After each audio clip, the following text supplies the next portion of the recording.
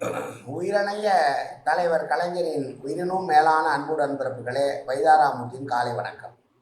நினைவில் வாழும் நமது தலைவர் கலைஞர் பதிவில் இன்றைக்கு 323வது நாள் பதிவு. இந்த பதிவும் கலைஞருடைய பசுமை நினைவுகள் என்கிற புத்தகத்திலிருந்து எடுக்கப்படுகிற கட்டுரைகள் தான். இஸ்லாமிய பெருமக்களுக்கு திராவிட முன்னேற்ற கழகம் என்னென்ன செய்தது என்பதனை கடந்த பதிவிலே பார்த்தோம். இந்த பதிவிலே காகிதம் இல்லத்தை பற்றியும் பசுமையான நினைவுகள் என்பதை பற்றியும் கலைஞர் என்ன பதிந்திருக்கிறார் என்று பார்க்கலாம். ஆட்சி பொறுப்பில் இருக்கிறவர்கள் எப்படி இருக்க வேண்டும், பொதுவாகவே ஒரு அரசியல்வாதி எப்படி இருக்க வேண்டும் என்பதற்கு எடுத்துக்காட்டாக விளங்கியவர், அதிலே தலை சிறந்து இருந்தவர், எடுத்துக்காட்டாக இருந்தவர் மறைந்த காகிதம் இல்லத் என்று சொன்னால் அது மிகையாகாது. நான் அவருடன் நெருங்கி பழகக்கூடிய வாய்ப்பை பலமுறை பெற்றிருக்கிறேன்.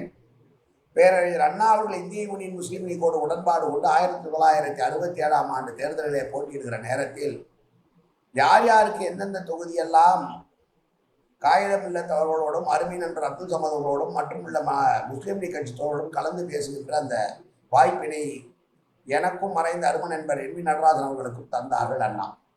பலமுறை காகிதம் இல்லத்தவர்களை சந்திக்க அவருடைய வீடு தேடி சென்றிருக்கிறேன். குரோம்பேட்டையிலே உள்ள அவருடைய இல்லத்திற்கு செல்லும் போது இது இந்தியாவிலேயே பரவியுள்ள ஒரு கட்சியுடைய தலைவர்கள் இல்லமா என்று பிரமிக்கத்தக்க அளவிற்கு அவ்வளவு சாதாரணமான இல்லம்.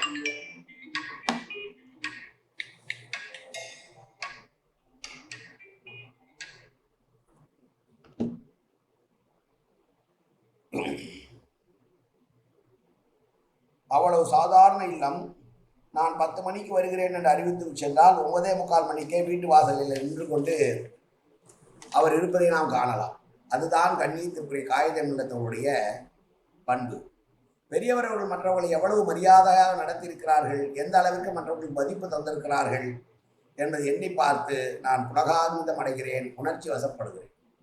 அவருடைய இல்லத்திற்கு சென்று அவரோடு உரையாடி விட்டு மீண்டும் வருகிறோம் என்று சொல்லிவிட்டு காருக்கு வருகிற நேரத்தில், காருக்கு இருக்கையிலே அமர்கிற நேரத்தில் திரும்பி பார்த்தால் கதவருகே நின்று கொண்டிருக்கும் ஒரு உருவம். அது காயத்தின் இஸ்மாயில் சாஹிப் அவருடைய உருவமாக இருக்கும். எவ்வளவு எளிமை, எவ்வளவு அரசியல் பண்பாடு, மற்றவர்களுக்கு மதிப்பளிக்க வேண்டும், மரியாதை தர வேண்டும் என்கிற இனிய எண்ணம், இனிய இதயம், அத்தகைய இதயத்திற்கு சொந்தக்காரர் தான் இன்றைய தினம் தமிழகத்திலே நமக்கெல்லாம் வழிகாட்டிகளாக இல்லையே என்கிற வேதனை ஏற்படாமல் இல்லை.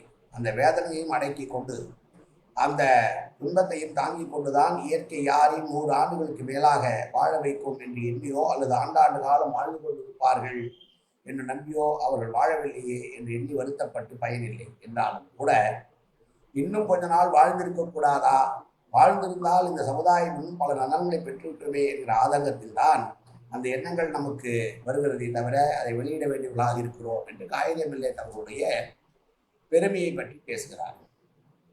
எத்தனையோ சம்பவங்கள் இருந்தாலும் கூட சில மனதை விட்டு நீங்கவே நீங்காது என்பதற்காக மீண்டும் ஒரு பதிவு தலைவர் சொல்வதை பார்ப்போம். எத்தனையோ சம்பவங்கள் பசுமையாக நினைவுக்கு வந்து கொண்டே இருக்கின்றன. 1962 தஞ்சாவூரின் மிக பெரும் பணக்காரர் காங்கிரஸ் சார்பாக இதை எதிர்த்து போட்டியிடுகிறார். தஞ்சாவூரில் கருணாநிதி தோற்க வேண்டுமையானால் இவர்தான் சரியான ஆள் என்று காமராஜராக பார்த்து அதை நிறுத்தி வைத்தார். பரிசுத்த நாடாரை உள்ளபடியே அந்த பகுதியிலே மக்களிடத்திலே அபரிமிதமான செல்வாக்கு பெற்றவர். பெருந்தலைவர் காமராஜருடைய அன்புக்கு பாத்திரமானவர். எப்படியும் கருணாநிதி தோற்கடித்தே தீர்வார் என்று பெருந்தலைவர் காமராஜர் அவர்கள் பரிசுத்த நாடாரை அங்கு நிறுத்தி வைத்தார்கள். பெரியாருடைய ஆதரவும் பரிசுத்த நாடார்களுக்கு அப்போது உண்டு. 62ஆம் ஆண்டு அப்போது முஸ்லீம் லீக்குடைய ஆதரவு திராவிட முன்னேற்ற கழகத்திற்கு. அந்த தேர்தலை ஆதரித்து தேர்தல் பிரச்சாரம் செய்ய காகிதம் இல்லத்தவர்கள் வருவதாக தேதி கொடுத்திருந்தார்கள். குறிப்பிட்ட தேதியில் நாங்கள் எல்லாம் மேடைக்கு சென்று விட்டோம். இரவு 9 மணிக்கு கூட்டம் ஆரம்பமானது. காகிதம் இல்லத்தவர்கள் வரவில்லை. தஞ்சை மாவட்டத்திலே பல இடங்களுக்கு, சின்ன சின்ன கிராமங்களுக்கு எல்லாம் அவரை அழைத்து சென்று இருக்கிறார்கள். சம்பத் அவர்கள் பேசினார். நான் பேசினேன். மணி 11 ஆயிற்று, 12 ஆயிற்று, 1 ஆயிற்று, 2 ஆயிற்று. மக்கள் காத்து கொண்டிருக்கிறார்கள், என்ன செய்வது? மறுபடியும் சம்மது பேசினார். அவர் பேசி முடித்த பிறகு மீண்டும் நான் பேசினேன். இப்படி ஒரு இசை நிகழ்ச்சி நடைபெறுவது போல ஒவ்வொருவரும் 1 மணி நேரம் பேசி விடியற் காலை 5 மணிக்குத்தான் காகிதம் இல்லத்தவர்கள் சேர்ந்தார்கள். நாங்கள் எல்லாம் உறக்கத்தில் சோர்வடைந்திருந்தோம்.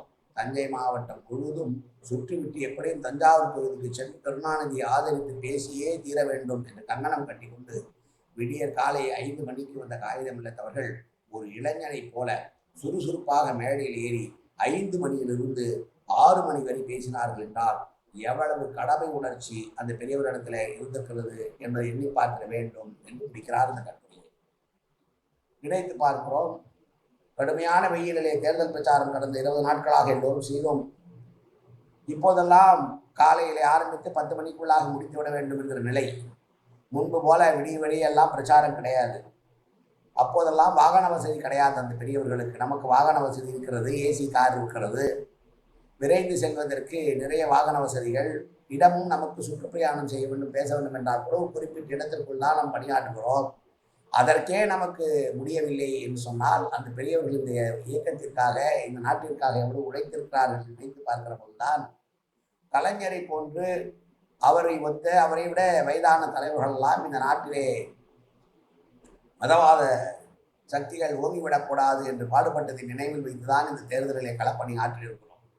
காகிதம் இல்லத்தவர்களை குறிப்பிட்டு பேசுகிற போது கலைஞர் சொன்னார் அல்லவா, வீட்டிலே சென்றால் கார் அருகிலே வந்து ஏற்றி விடுவார், வணக்கம் அவர் முதலிலே சொல்வார் என்று. இன்றைக்கு பல பேரை பார்க்கிறோம், நாம் வணக்கம் சொன்னால் கூட முகத்தை திருப்பி கொண்டு செல்வார்கள். இல்லை என்றால் பார்க்காதது போல் இருக்கக்கூடிய வேட்பாளர்களையும் பார்க்கிறோம், நண்பர்களை பார்க்கிறோம். ஆனால் பண்பில் சிறந்த மனிதர்கள் எதிரில் இருப்பவன் வணக்கம் சொல்வதற்கு முன்னால் தானாக முன்னிருந்து வணக்கம் சொல்லுவான் என்று சொல்வார்கள். அப்படி காகிதம் இல்லத்தவருடைய பெருமையை பற்றி சொல்லி கலைஞருடைய அந்த பசுமையான நினைவுகளை பகிர்ந்து கொள்ளும் போது உண்மையிலேயே நாம் இப்படியெல்லாம் நடந்து கொள்ள வேண்டும், நாமும் அவர்களை பின்பற்றி யார் வந்தாலும் அவர்களை வாசல் வரை சென்று அனுப்பி வைக்க வேண்டும் என்கிற ஒரு பாடத்தை கற்றுக்கொள்வதற்கு இந்த கட்டுரை எனக்கு பயனளித்ததாக நினைக்கிறேன்.